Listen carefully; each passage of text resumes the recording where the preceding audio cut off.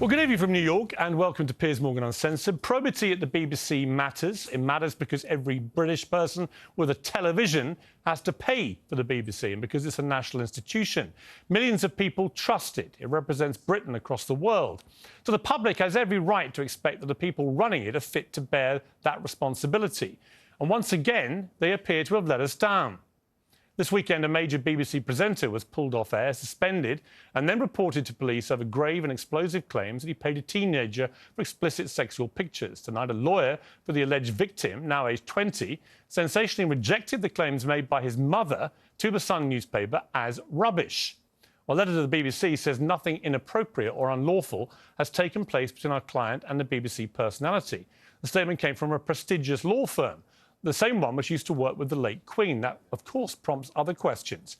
The Sun, which uncovered these claims, says, "We have reported a story about two very concerned parents who made a complaint to the BBC about the behaviour of a presenter and the welfare of their child. Their complaint was not acted upon by the BBC.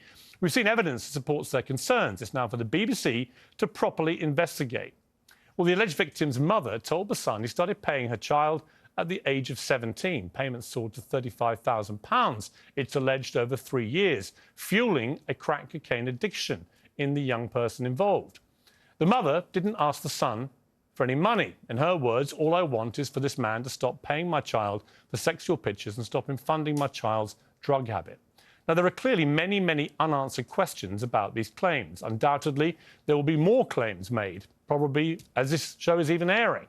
It's claim and counterclaim, with most of the public none the wiser about what the hell is going on. But the BBC's response is already becoming a scandal of its own. The family complained to the BBC on May the 19th, that's 7 weeks ago. They say nobody called them to discuss it in any more detail. But in the meantime, the presenter stayed on our screens. He attended formal events as a BBC personality. According to the family, he even made another £1,000 payment in June.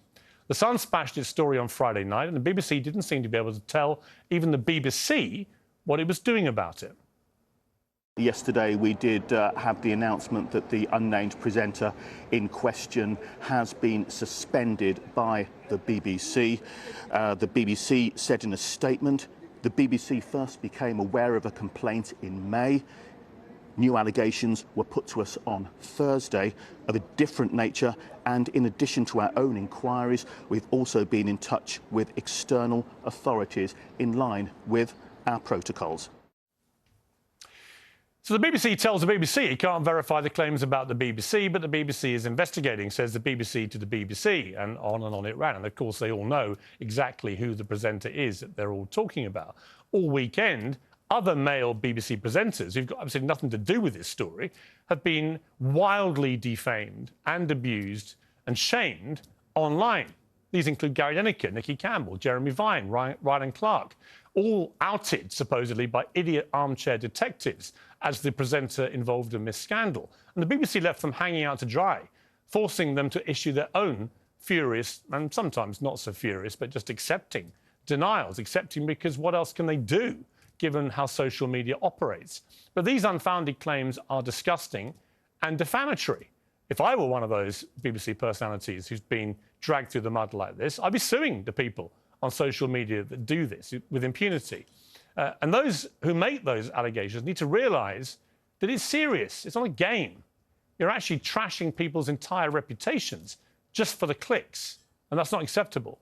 Only yesterday did the BBC finally confirm it suspended the presenter and referred the allegations to the police. The Met is now working to establish if there is any evidence of a criminal offence, and says as things stand, there is no formal investigation.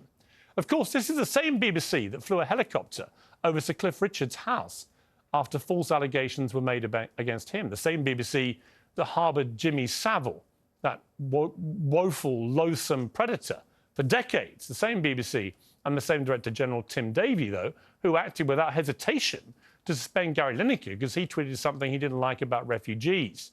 There seems a warped sense of priorities here, and it's causing a lot of unrest amid other BBC staff. It seems to be a failure wrapped up in a fiasco inside a farce against the backdrop of the scandal of Philip Schofield at ITV, which rocked British television and the country. Frankly, the hesitation looks even more unforgivable. And whatever the truth about these allegations, and we do need to get to the truth very quickly, BBC leaders have managed to put another nail in the coffin of our trust in the BBC.